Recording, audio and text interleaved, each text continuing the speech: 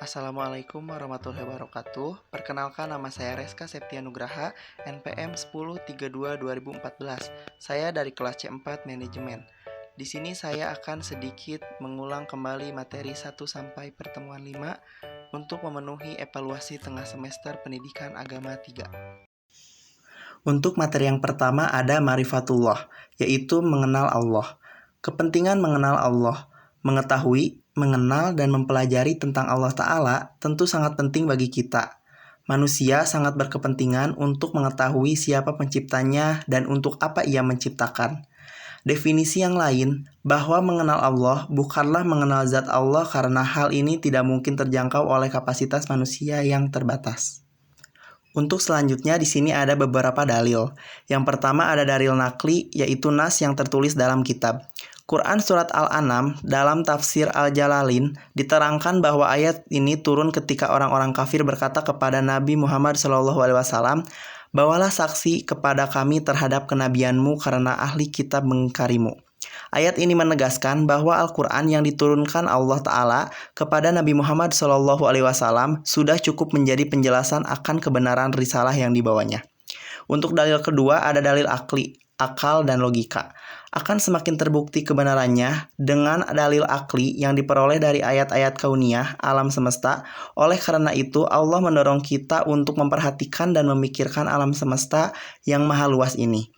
Jika manusia merenungkan apa yang terdapat di alam semesta, pasti akan menyadari bahwa keharmonisan sistem alam semesta tidak terjadi secara kebetulan. Quran Surat Al-Imran ayat 3-109. Untuk materi yang kedua ada Ma'rifatullah, cara menuju Ma'rifatullah. Wasiat Rasulullah SAW, "Kutinggalkan untuk kamu 2 perkara, pusaka, kamu akan tersesat selama-lamanya. Selama kamu masih berpegangan pada keduanya, yaitu kitabullah dan sunnah Rasulnya." Untuk selanjutnya ada tanda orang yang berakal. Sesungguhnya dalam penciptaan langit dan bumi, dan silih bergantinya malam dan siang terdapat tanda-tanda bagi orang-orang yang berakal. Quran Surat Al-Imran ayat 190. Ayat kuliah. Ayat yang berasal dari ucapan yang bersumber dari firman Allah Subhanahu wa Ta'ala yang sering kita jumpai di dalam kitab suci Al-Quran. Contohnya, kita sebagai umat Islam sangat dianjurkan untuk bersabar ketika ditimpa suatu masalah. Contoh ayat qadarullah. Quran Surat At-Tin ayat 95. Ayat kauniyah, yaitu tanda-tanda kebesaran atau ayat-ayat Allah yang ada di dalam raya tanda kebesaran Allah. Yang terpenting di sini adalah hukum kepasungan yang dititipkan Allah. Setiap contoh dari ayat ini adalah Allah menciptakan gunung sebagai tanda kebesarannya, dan hal tersebut patut kita imani dan syukuri atas ciptaannya. Metode Islam dengan akil dan akal. Islam menghargai nilai akal yang dimiliki manusia karena dengan sarana akal ini manusia mampu memilih dan berpikir antara yang benar dan yang salah, antara kemampuan akal dan paduan dari penciptanya, akan menghasilkan pengenalan yang tepat dan mantap terhadap Allah Subhanahu wa Ta'ala. Allah berfirman dalam surat Al-Imran ayat 191 yang artinya, yaitu orang-orang yang mengingat Allah sampai berdiri atau duduk, atau dalam keadaan berbaring, dan mereka memikirkan tentang penciptaan langit dan bumi, seraya berakal. Ya Tuhan, kami tidaklah Engkau menciptakan ini dengan sia-sia. Maha suci Engkau, maka perihalalah kami dari siksa neraka. Metode selain Islam, godaan dan hawa nafsu. Allah berfirman dalam Quran Surat Yunus yang artinya, "Dan kebanyakan mereka tidak mengikuti kecuali prasangkaan saja. Sesungguhnya prasangkaan itu tidak sedikit pun berguna untuk mencapai kehancuran. Sesungguhnya Allah Maha mengetahui apa yang mereka kerjakan." Quran Surat Yunus ayat 36. Ragu-ragu. Dan senantiasalah orang-orang kafir itu berada dalam keraguan-keraguan terhadap Al-Quran hingga datang kepada mereka saat itu kematiannya. Dengan tiba-tiba aku datang kepada mereka pada hari kiamat. Quran Surat Al-Has ayat 22. Berpikir kufur. Semua metode yang tidak berdasarkan cara yang dianjurkan dengan cara Islam, satu mengikuti akli dan nakli, akan membawa ke jalan kekufuran terhadap Allah Subhanahu wa Ta'ala. Untuk selanjutnya ada ma'rifatullah, penghalang mengenal Allah. Sifat-sifat penghambat. Sifat yang berasal dari penyakit syahwat al-faisyu, orang yang senantiasa melanggar perintah dan larangan Allah berlinang dengan kekhianatan serta senantiasa membuat kerusakan di bumi. Quran Surat Al-Hasyy ayat 19. Al-Kibru, kesentungan.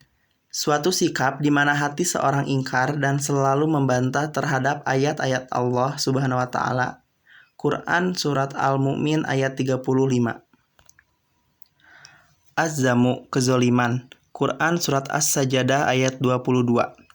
Al-Kazibu, ketulusan. Sifat bohong, pura-pura dan mengingkaran terhadap ayat-ayat Allah Ta'ala. Quran Surat Al-Baqarah ayat 9-10. Artinya, mereka hendak meniru Allah dan orang-orang yang beriman, padahal mereka hanya menipu dirinya sendiri, sedang mereka tidak sadar dalam hati mereka ada penyakit. Lalu ditambah Allah penyakitnya, dan bagi mereka siksa yang pedih disebabkan mereka berdusta. Sifat-sifat yang berasal dari penyakit subhah. Al-Jahlu, kebutuhan. Tidak mau memikirkan ayat-ayat Allah Ta'ala. Quran Surat Al-An'am ayat 6-9. Al-Irtiyah, ragu-ragu. Disebabkan karena sedikitnya ibnu marah pemahaman. Quran Surat An-Nisa ayat 143. Al-Ihhirat, penyimpangan. Tidak mau berpegang teguh pada petunjuk Allah Ta'ala. Quran Surat Al-Ma'idah ayat 13. Untuk materi selanjutnya yaitu Al-Adillah ala wujudillah, bukti keberadaan Allah. Dalil fitrah. Menurut KBBI, fitrah berarti sifat asal bakan pembawaan secara bahasa. Fitrah berasal dari bahasa Arab. Bentuk aliasan, madhar, dari kata fatoro, yasihuru, fatoroh. Artinya sifat asal kejadian, kesesuaian, kemuliaan, atau agama yang besar. Quran Surat Al-Ankabut ayat 61. Berbagai macam naluri. Fitrah adalah sifat wali, dasar yang masih murni, yang belum terpengaruh oleh faktor-faktor eksternal, akan menciptakan manusia disertai dengan berbagai macam naluri, termasuk di dalamnya naluri bertuhan, beragama, yaitu tauhid. Untuk yang selanjutnya ada dalil indrawi. Dalil yang dinikmati, dilihat, dirasa, atau disentuh oleh indra. Buktinya, terbelahnya bulan, Isra Miraj, pertolongan malaikat, adanya siang dan malam. Dalil rasional. Dalil-dalil yang berdasarkan bukti rasional dapat kita analisa dengan teori sebab akibat. Quran Surat Al-A'la ayat 1-4. Dalil nasti. Dalil yang berdasarkan nas-nas wahyu Al-Quran memperkenalkannya dengan sangat jelas. Ayat-ayat Al-Quran telah menunjukkan akan keberadaan Sang Pencipta. Quran Surat An-Nisa ayat 81, Quran Surat Al-Isra ayat 88, Quran Surat Al-Baqarah ayat 23, Quran Surat Al-Tur ayat 33-34, Quran Surat Ar-Rum ayat 1-4, Quran Surat Al-Hajr ayat 9. Dalil sejarah. Dalil-dalil kekuasaan dan keagungan Allah Subhanahu wa Ta'ala yang diambil dari peristiwa yang telah berlalu di atas muka bumi. Banyak peristiwa di masa lampau semenjak Nabi Adam alaihissalam hingga hari ini yang menunjukkan keberadaan keagungan. Quran Surat Hud ayat 60, Quran Surat Hud ayat 68, Quran Surat Al-Qamar ayat 32-34, Quran Surat Al-Imran ayat 137, Quran Surat Yusuf ayat 111, Quran Surat Hud ayat 130. Mengenal keagungan Allah. Dari semua dalil-dalil yang dapat dilihat di atas, itu adalah berfungsi menguatkan pandangan kita kepada keagungan Allah begitu luar biasa. Menghisad Allah. Quran Surat Al-Anabiyah ayat 92. Untuk materi yang terakhir ada tabiyah ma'rifatullah, mengesahkan Allah. Katakanlah, aku berlindung kepada Tuhan yang memelihara dan menguasai manusia, Raja manusia, sembahan manusia. Quran Surat An-Nas ayat 1-3. Robban berasal dari kata roba yarobu sabhan yang artinya mengasuh, memelihara, dan memimpin. Malihan berasal dari kata malak, yamliku, milika, mulkan, mulakutan yang artinya memiliki dan berkuasa atas sesuatu. Sedangkan ilah berasal dari kata aliha, yalahu yang artinya menyembah.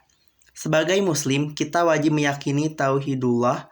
Tauhid berasal dari kata kerja wahada ya wahidu, tauhidah Ia merupakan akar dari kata kerja wahada yang artinya mengesahkan Allah Ta'ala. Tauhidur rububiyah artinya mengesahkan rububiyatullah, yakni mengakui dan meyakini Allah Ta'ala sebagai satu-satunya Rob, dialah Khaliqoh, pencipta, razikan pemberi rizki, dan malikan pemilik. Allah Ta'ala adalah Khaliqan, artinya dia adalah satu-satunya pencipta segala sesuatu yang ada di langit dan bumi. Khaliqan, Quran Surat Al-Furqan ayat 2. Razikan, Quran Surat Ad-Dzariyat ayat 57-58. Malikan, Quran Surat An-Nas ayat 1-8. Malikan, Quran Surat Al-Baqarah ayat 284. Tauhidul mulkiyah artinya mengesahkan dialah walian, pemimpin atau pelindung, dan hakiman, dan penetap aturan atau hukum. Pemimpin walian.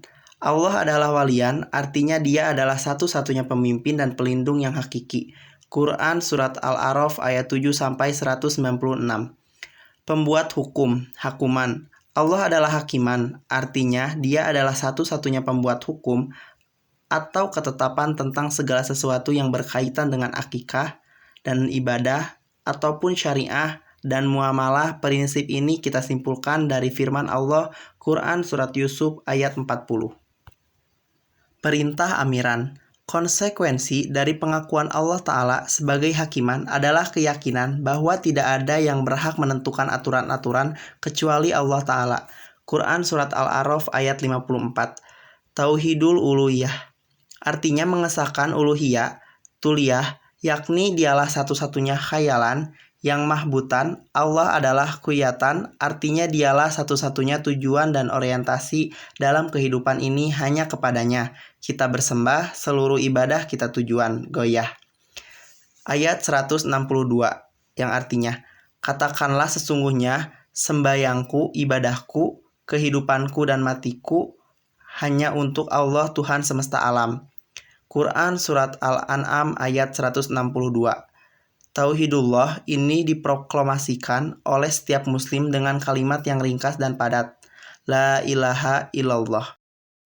Mungkin cukup sekian materi yang dapat saya sampaikan. Mohon maaf bila ada kata-kata yang salah. Wassalamualaikum warahmatullahi wabarakatuh.